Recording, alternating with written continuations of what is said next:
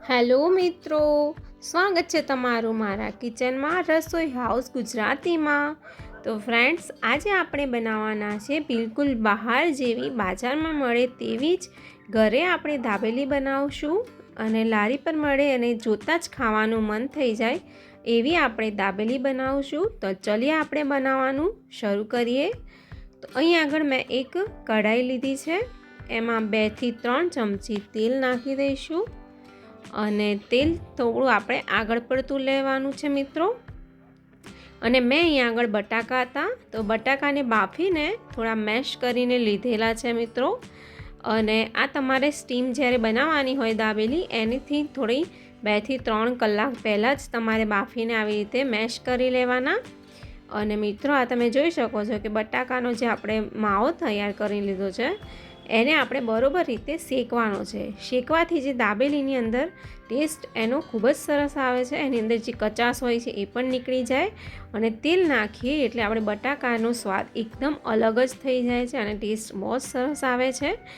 તો આ રીતે આપણે જે ગાંઠા ના રહે બટાકામાં એ રીતે મસળીને બરોબર રીતે આપણે બટાકાના માવાને શેકી લઈશું। તો તમે મિત્રો જોઈ શકો છો કે મેં 5 થી 7 મિનિટ સુધી શેકી લીધા છે બટાકાને માવાને।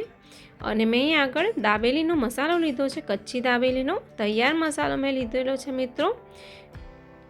તમે કોઈ પણ કંપનીનો વાપરી શકો છો। અને મિત્રો, હવે આ જે મસાલો મેં તમને બતાવ્યો હતો એ મસાલો આપણે હવે બટાકાની અંદર નાખી દઈશું અને મસાલાને બટાકા સાથે સરસ રીતે મિક્સ કરી લઈશું। અને બહુ જ સરસ છે મિત્રો, ફાસ્ટ બની જાય છે રેસીપી।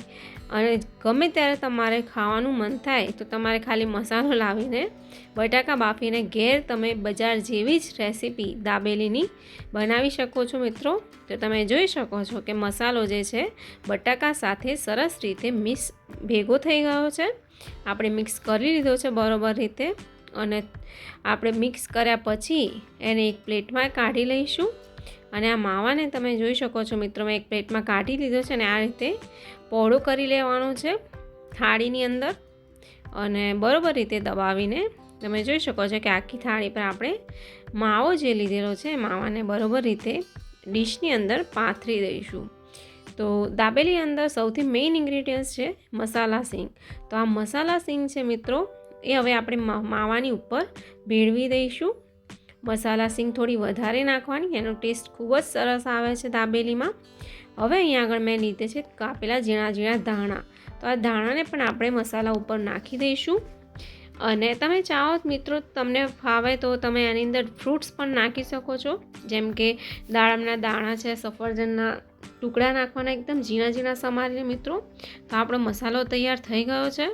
તો હવે મેં અહીંયા આગળ પાવ લીધો છે, તો પાવની અંદર મેં અહીંયા આગળ સૌથી પહેલાં ગળી ચટણીને લગાવી દીધી છે। હવે ગળી ચટણી લગાવ્યા પછી અહીંયા આગળ મેં લસણની ચટણી બનાવીને રાખી હતી।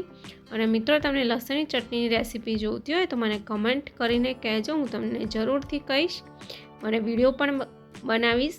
અને મિત્રો, તમે જોઈ શકો છો કે આ 2 પાવ મેં લીધા હતા અને બંનેમાં ચટણી લગાવી દીધી છે અને એકની અંદર મેં અહીંયા આગળ જામ પણ લગાવ્યું છે।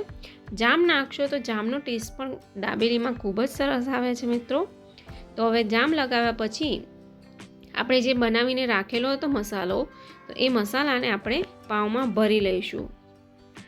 તમારે એકદમ વધારે માવો ભરવાનો છે મિત્રો, જેમ તમે મસાલો જે છે માવો એ વધારે ભરશો તો દાબેલીનો ટેસ્ટ બહુ જ સરસ આવશે।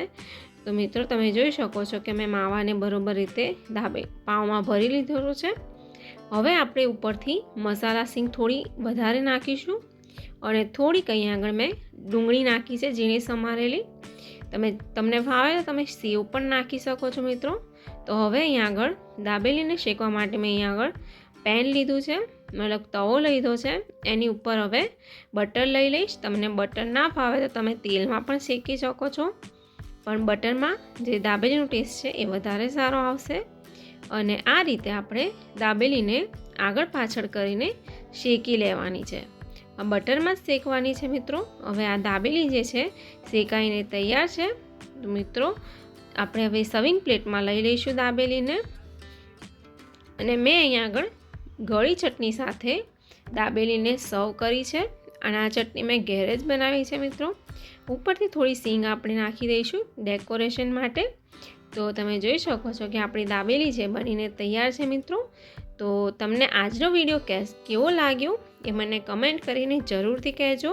અને તમે બધા ક્યાંથી જુઓ છો આ વિડીયો એ પણ મને ખબર પડે, એટલા માટે તમે કમેન્ટ કરીને કહેજો કે તમે ક્યાંથી જુઓ છો. અને ચેનલ પર પહેલી વાર આવ્યા હોય તો મારી ચેનલને સબસ્ક્રાઈબ કરવાનું ના ભૂલતા મિત્રો.